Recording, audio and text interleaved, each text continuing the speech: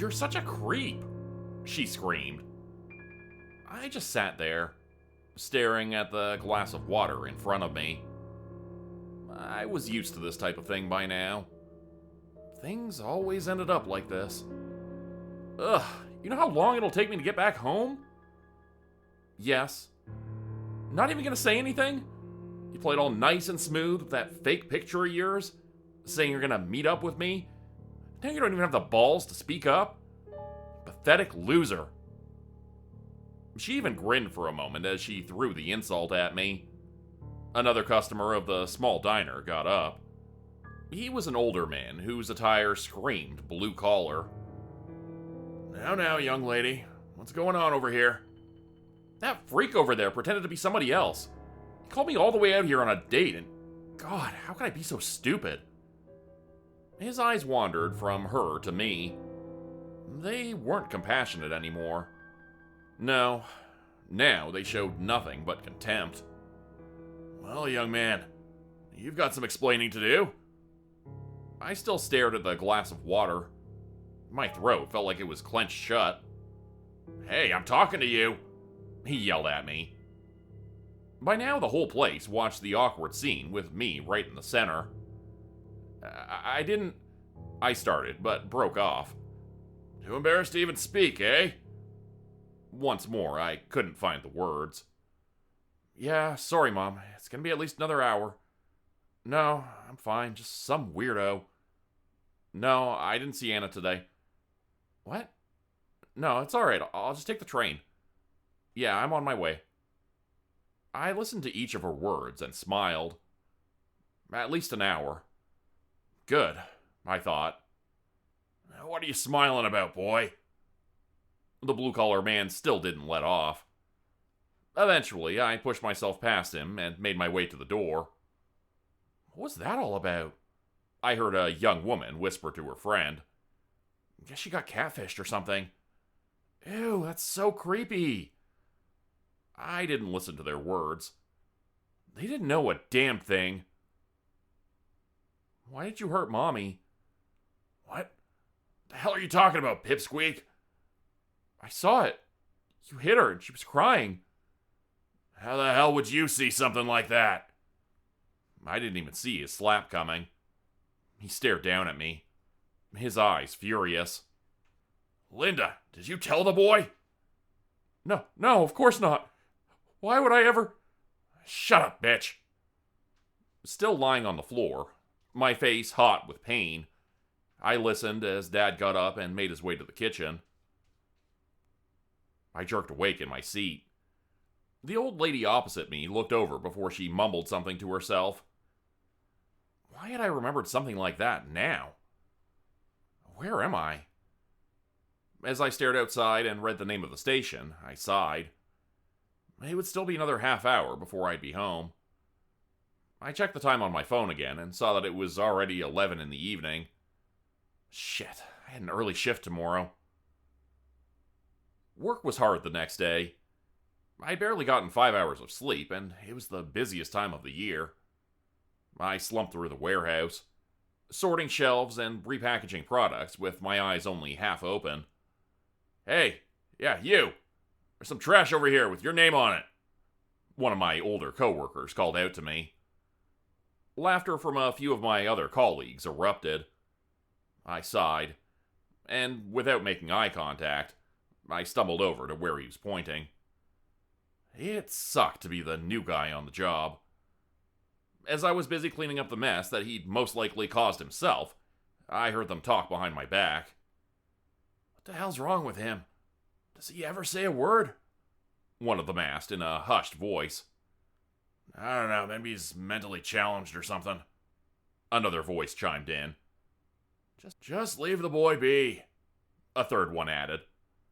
Why are you so concerned about him? I just don't want him to snap and shoot the place up. Heh, as if that pussy'd ever be able to pull something like that. Laughter erupted again. You know, I can hear every single word you're saying, I thought. Shit, who am I kidding? I bet they knew, too. After 6 more hours, my shift ended. The bus ride from work took me about half an hour. Day after day, I spent it glued to the screen of my phone. I opened up the first of the many dating apps I'd installed.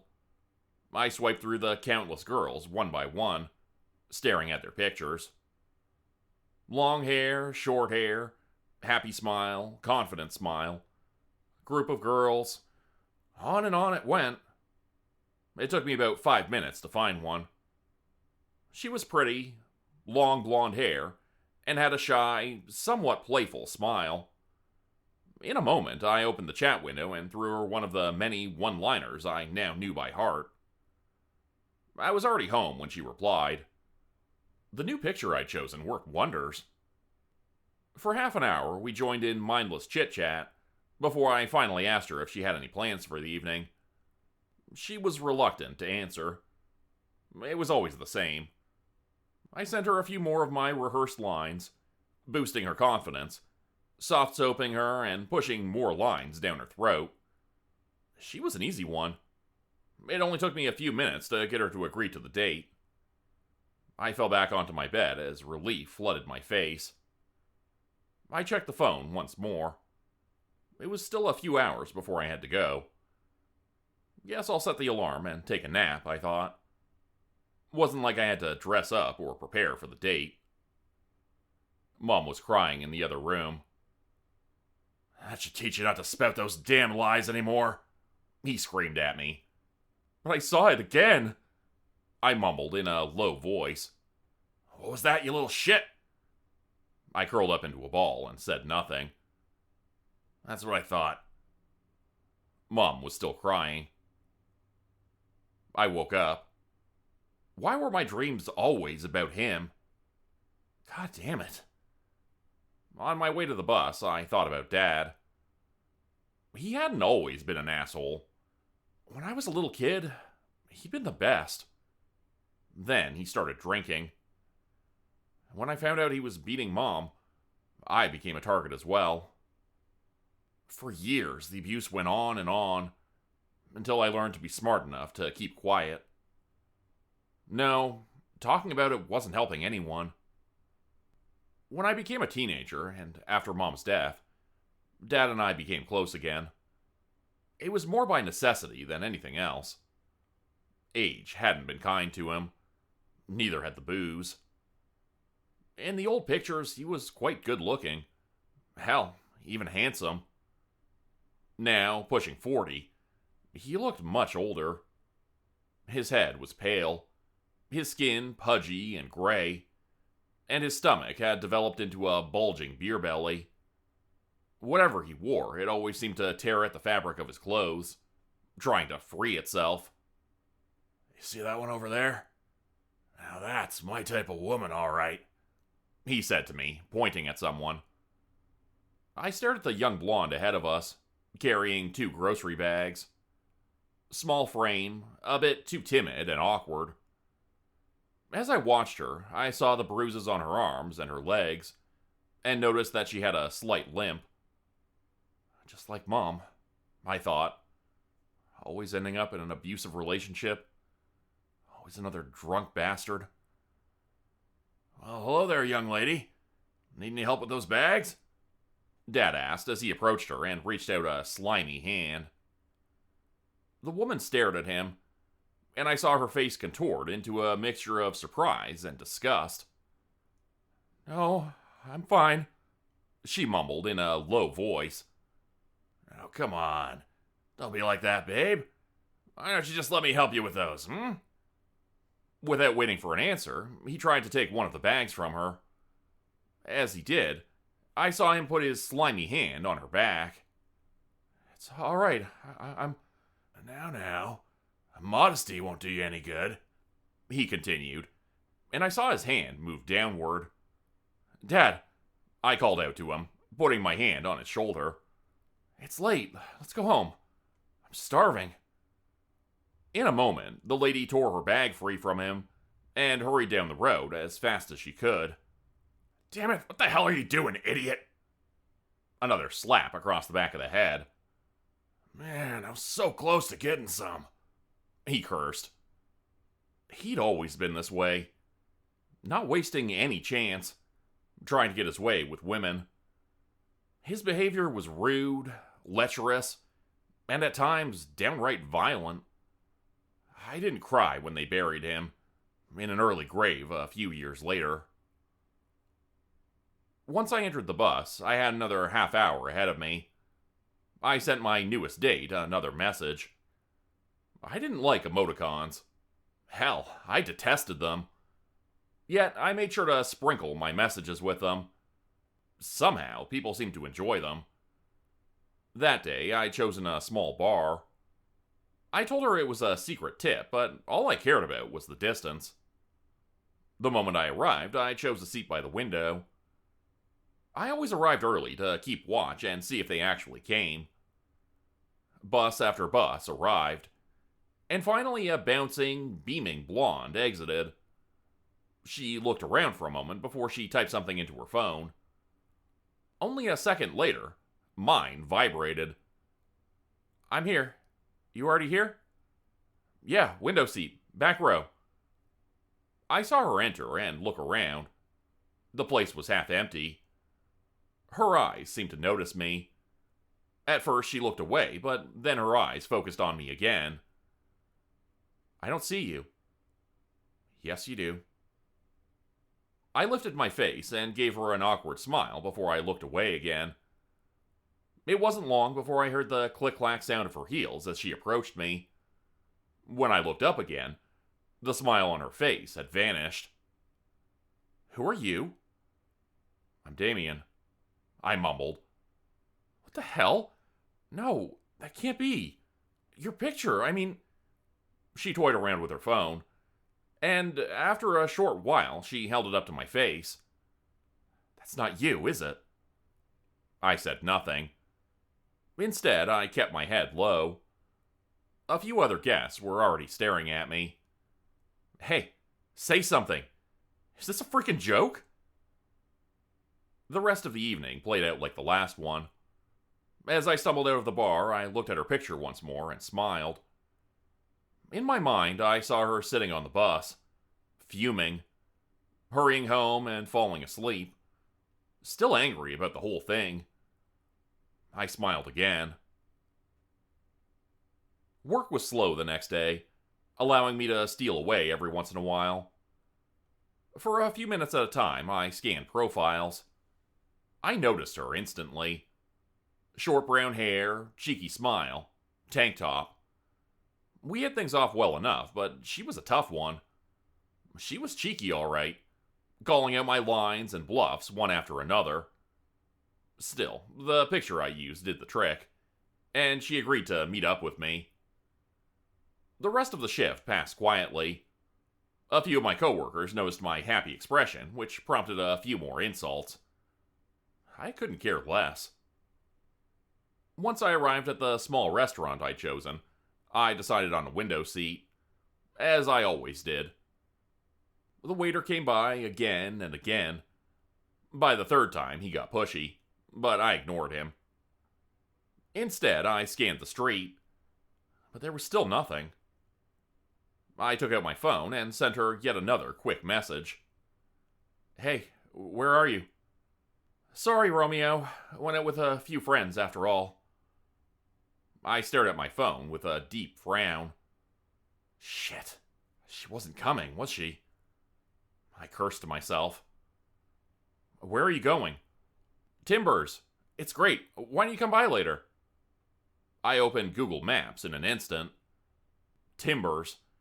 A bar in the frickin' center of town. "Are you ready to order yet?" the waiter asked again in a strained voice. "Sir?" Fuck. I cursed once more. It was gonna be one of those nights. "Sir, if you don't plan on ordering anything, then..." Without even looking at him, I got up and left. Once I stood in the open street, I opened the app once more, staring at her picture. I was antsy as I entered the bus again. I couldn't let it end like that. This was not how things were supposed to go.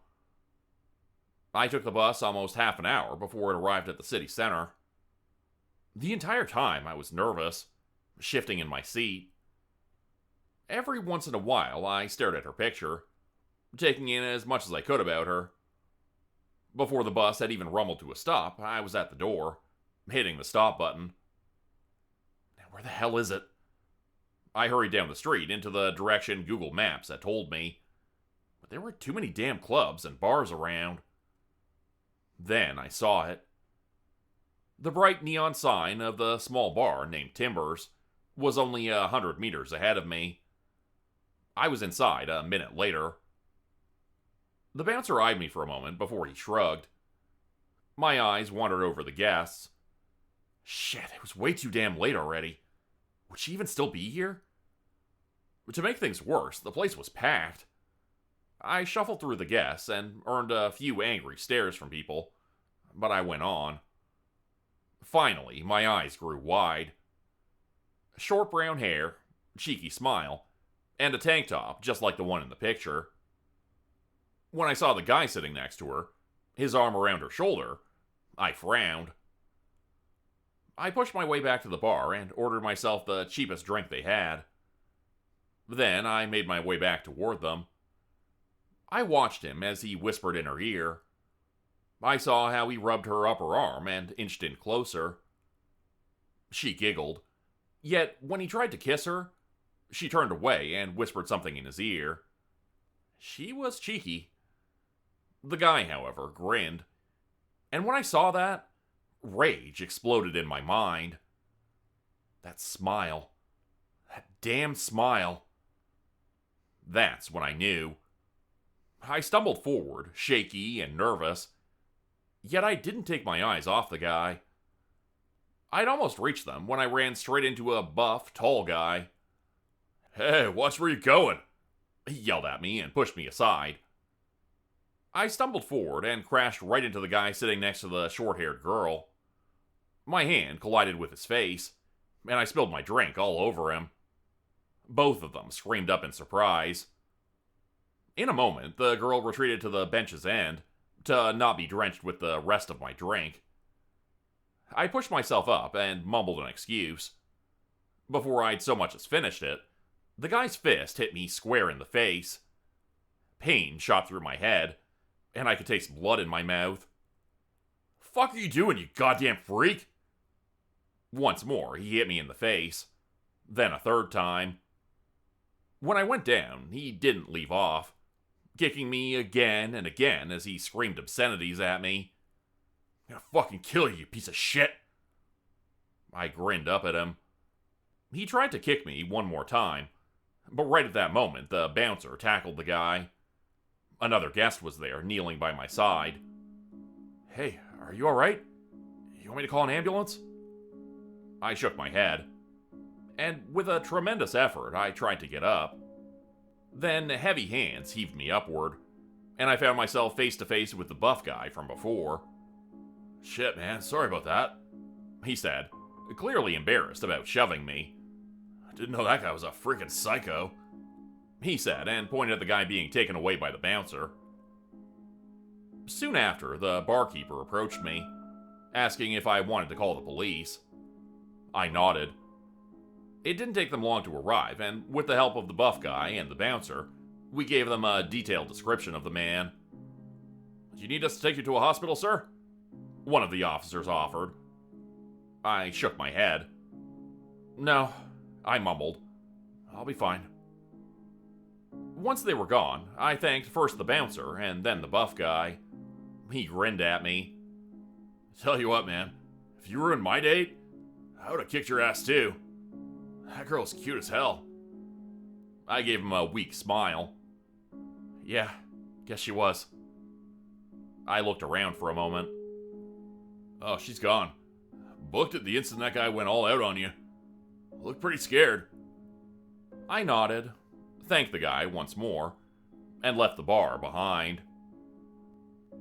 On my way home, I took out my phone once to look at her picture yet again. For the first time the whole evening, I could relax. I could see her sitting in a taxi on her way home before she went to bed. Gone were the images of her bloodied, beaten body, and gone was that guy's grinning face as he stood above her. The premonition had changed. Even though it hurt like hell, I smiled. She was saved. Become a channel member today for early access, bonus videos, and special emojis only available to members. Check out the description below or click the join button for more info. If you'd like another way to help support the channel, please consider joining my Patreon page at patreon.com/JordanGroupHorror. As a patron, you'll get access to bonus videos and content. You'll be credited at the end of every video going forward, and if you decide to stay for 3 months, I'll name a character after you which will be featured in a Hollow's End story. Links to join the Patreon are in the description. Thanks everyone for listening. Please like, subscribe, and comment to help the channel continue to grow, and see you again next time at 4 p.m. Eastern Standard Time. Hope you have a great night.